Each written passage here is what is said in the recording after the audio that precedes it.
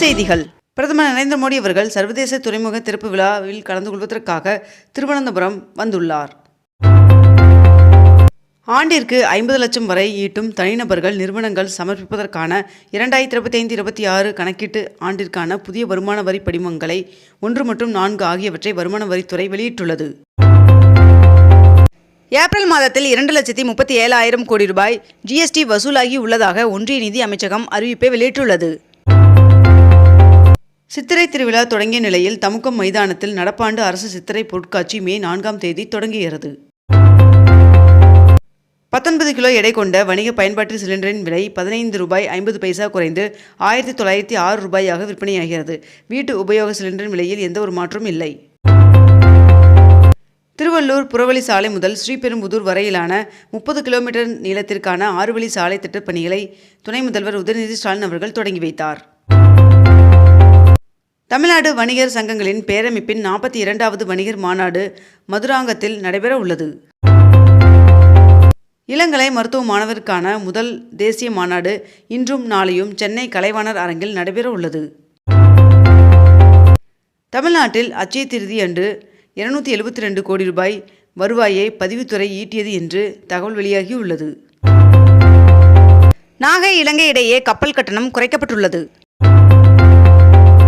திருத்தணி முருகன் சுவாமி கோவிலில் சித்திரை பிரமோற்சவ விழா கொடியேற்றத்துடன் தொடங்கியது. தமிழில் பெயர் பலகை வைக்காத கடைகளுக்கு 2000 ரூபாய் அபராதம் விதிக்கப்படும் என்று அமைச்சர் மு.பே. சாமிநாதன் அவர்கள் தகவல் தெரிவித்துள்ளார். தமிழகத்தில் தனியார் பள்ளிகளில் நிர்ணயிக்கப்பட்ட கட்டணத்தை விட அதிக கட்டணம் வசூலித்தால் கடும் நடவடிக்கை எடுக்கப்படும் என்று தமிழக பள்ளிக் கல்வித்துறை அமைச்சர் அன்பில் மகேஷ் அவர்கள் எச்சரிக்கை விடுத்துள்ளார். 10 மற்றும் 12ஆம் வகுப்பு CBSE பொதுத் தேர்வு முடிவுகள் ஓரிரு நாட்களில் வெளியாக உள்ளதாக தகவல் வெளியாகியுள்ளது. சென்னை எல்லை சாலை திட்டத்தின் பகுதி 3 பணிகளை துணை முதல்வர் உதயநிதி ஸ்டாலின் அவர்கள் தொடங்கி வைத்தார். படப்பிடிப்பிற்காக மதுரை வழியாக கொடைக்கானல் செல்லும் விஜய் அவர்கள் ரசிகர்கள் தன்னை பின்தொடர்வதை தவிர்க்குமாறு கேட்டுக்கொண்டுள்ளார். அட்சய திருதியை முன்னிட்டு நகைகளின் விற்பனை கடந்த ஆண்டை விட 20% விற்பனை அதிகரித்துள்ளதாக தகவல் வெளியாகியுள்ளது. உழைப்பாளர் தினத்தையொட்டி சென்னையில் மே தின பூங்காவில் முதலமைச்சர் மு.க. ஸ்டாலின் அவர்கள் மரியாதை செலுத்தினார். தேமுதிகவின் தலைமை செயற்குழு மற்றும் பொதுக்குழு கூட்டத்தில் விஜய் பிரபாகர் அவர்கள் இளைஞரணி செயலாளராக நியமனம் செய்யப்பட்டுள்ளார். சென்னையில் இன்று 22 கேரட் ஆபண தங்கத்தின் விலை சவரனுக்கு ஒரே நாளில் 1640 ரூபாய் குறைந்து ஒரு சவரன் 70,200 ரூபாய்க்கு விற்பனையாகிறது. அதேபோல் 1 கிராம் வெள்ளியின் விலை கிராமிற்கு 2 ரூபாய் குறைந்து 1 கிராம் வெள்ளி 109 ரூபாய்க்கு விற்பனை செய்யப்பட்டு வருகிறது.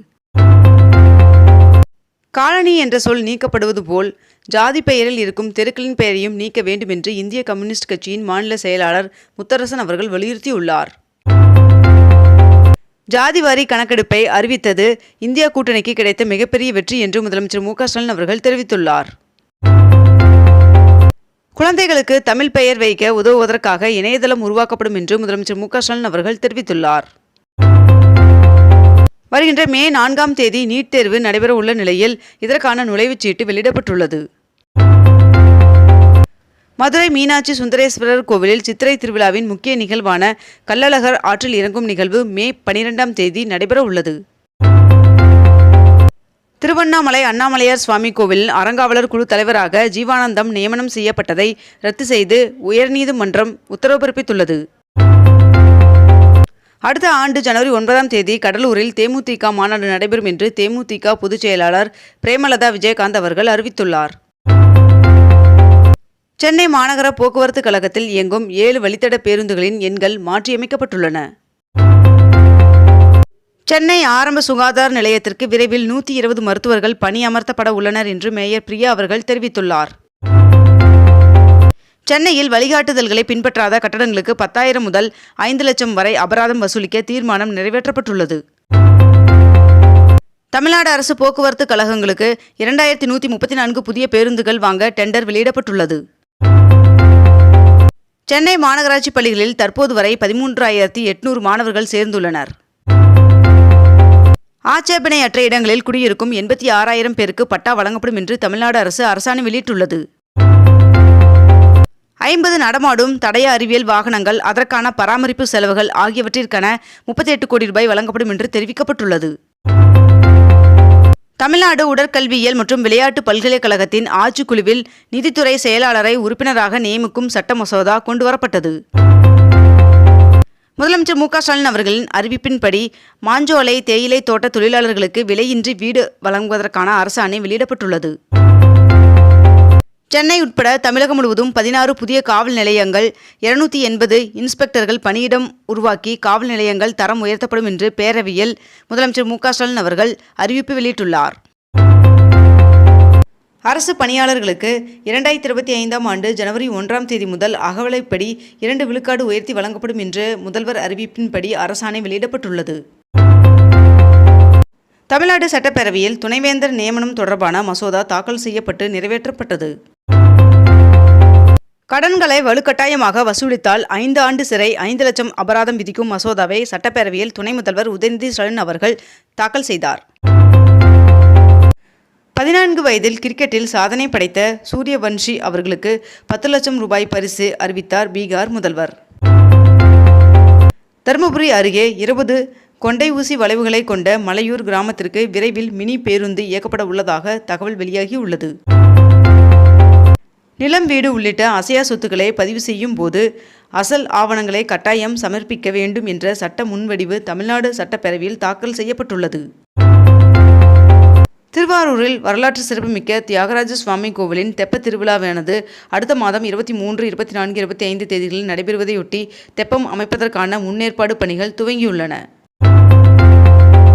கரியகோயில் நீர் தேக்கத்திலிருந்து 24 நாட்களுக்கு தண்ணீர் திறந்துவிட அரசு ஆணையிட்டுள்ளது. சென்னை உயர்நீதிமன்றத்திற்கு வருகின்ற மே 1ஆம் தேதி முதல் ஜூன் 1ஆம் தேதி வரை கோடை விடுமுறை அறிவிக்கப்பட்டுள்ளது. 12ஆம் வகுப்பு பொதுத் தேர்வு முடிவுகள் வருகின்ற 9ஆம் தேதி வெளியிடப்பட உள்ள நிலையில் சென்னையில் சில முக்கிய தன்னாட்சி கலை மற்றும் அறிவியல் கல்லூரிகளில் விண்ணப்ப பதிவு தொடங்கி நடைபெற்று வருகிறது. தமிழ்நாடு சட்டப்பேரவையில் உள்துறை சார்பில் 102 அறிவிப்புகளை முதலமைச்சர் மு க ஸ்டாலின் அவர்கள் வெளியிட்டார். கோயம்பேடு உள்வட்ட சாலையில் 8 கோடி ரூபாயில் அமைக்கப்படும் நவீன வசதியுடன் கூடிய இயற்கை எழில் கொஞ்சும் பசுமை பூங்கா மே இறுதிக்குள் திறக்க திட்டமிடப்பட்டுள்ளதாக தகவல் வெளியாகியுள்ளது. ஆண்டுதோறும் செப்டம்பர் 6ஆம் தேதி காவலர்கள் நாளாக கொண்டாடப்படும் என்று முதலமைச்சர் மு க ஸ்டாலின் அவர்கள் அறிவித்துள்ளார். பத்மபூஷன் விருது பெற்ற நடிகர் அஜித் அவர்களுக்கு தவேக தலைவரும் நடிகருமான விஜய் அவர்கள் வாழ்த்து தெரிவித்துள்ளார்.